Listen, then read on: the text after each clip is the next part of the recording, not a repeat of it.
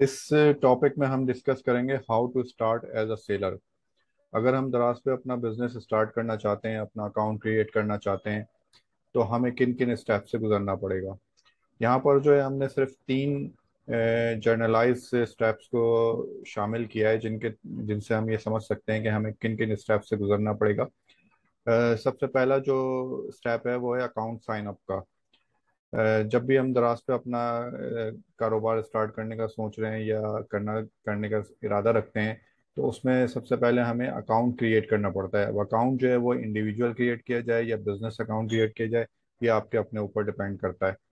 तो सबसे पहले हम अकाउंट साइन अप करते हैं रजिस्ट्रेशन फॉर्म फिल करके।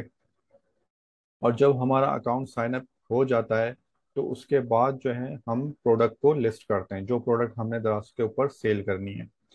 अब कौन सी प्रोडक्ट करनी है, इसके पीछे पूरी एक रिसर्च होती है। हम देखते हैं कि कौन सी प्रोडक्ट जो है दराज पर ज़्यादा सेल हो रही है, किसका प्रॉफिट ऑफ मार्जिन ज़्यादा अच्छा है, किस प्रोडक्ट से हम ज़्यादा इनकम जनरेट कर सकते हैं। तो ये सारी एक पीछे रिसर्च होती है जिसको हम डिस्कस करेंगे, किस तरीके से हमने प्रोडक्ट की हंटिंग करनी होती है, किस तरह से हमने प्रोडक्ट को रिसर्च करना होता है।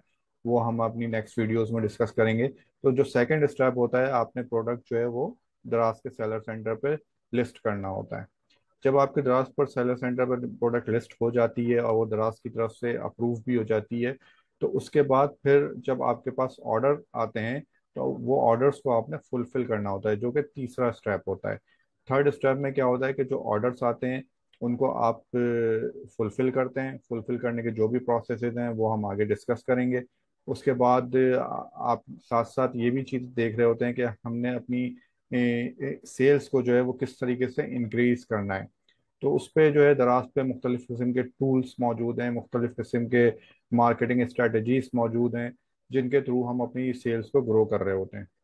तो ये सारी चीज़ें जो हैं वो तीसरे स्टेप में आ जाती हैं। तो ये तीन स्टेप्स हैं जिनको जिनको हम करके अपने अकाउंट क्रिएट कर सकते हैं दराज पर, प्रोडक्ट लिस्ट कर सकते हैं और उसके बाद जो ऑर्डर्स आते हैं वो फुलफिल कर।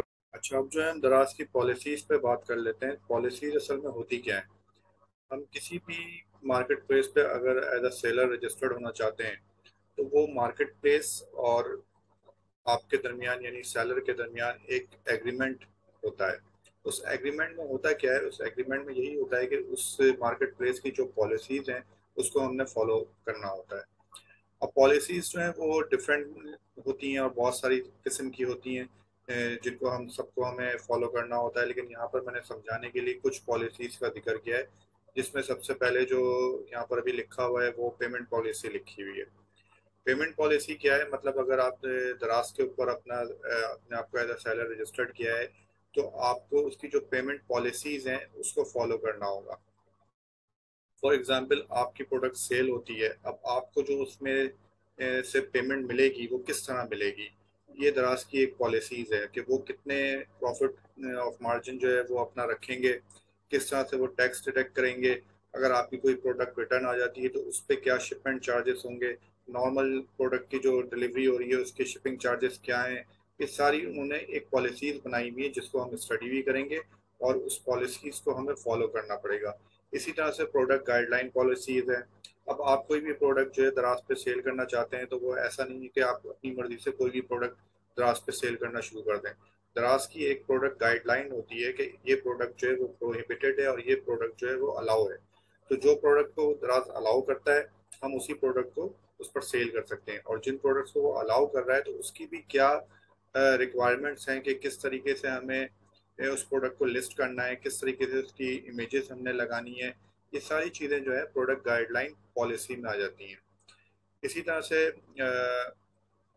जाहिर सी बात है, जब आप अपनी कोई प्रोडक्ट सेल कर रहे होते हैं, तो आपके जो बायर्स होते हैं, व्यूअर्स होते हैं, जो विजिटर्स होते हैं, जो आपके पेज पे आ रहे हैं, आपके प्रोडक्ट के ऊपर आ रहे हैं, वो आपसे क्वेश्चन आंसर भी करते हैं, प्रोडक्ट के बारे में मालूमात लेते हैं, प्रोडक्ट की प्राइस के बारे में पूछते हैं, उसकी ऑथेंटिसिटी के बारे में पूछते हैं। तो उसका भी एक पॉलिसी मार्केट प्लेस ने बनाया हुआ होता है कि आपने बायर से किस तरह से कम्युनिकेट करना है, किस लिमिट में रह के करना है, कितनी जल्दी करना है, कितना जल्दी उनको रिस्पॉन्स देना है। ये सारी पॉलिसीज जो हैं वो बायर सेलर इंटरेक्शन पॉलिसीज में शामिल होती हैं। तो ये इस तरह की पॉलिसीज हैं जिसको हम हर पॉलिसी को इंशाल्लाह अपनी दूसरी वीडियो में डिटेल में देखेंगे। लेकिन यहाँ पर मैं आपको समझाने के लिए कि पॉलिसीज होती क्या है उसका एक शॉर्ट इंट्रोडक्शन आपको दिया। अच्छा, एक चीज़ और है, कमीशन स्ट्रक्चर।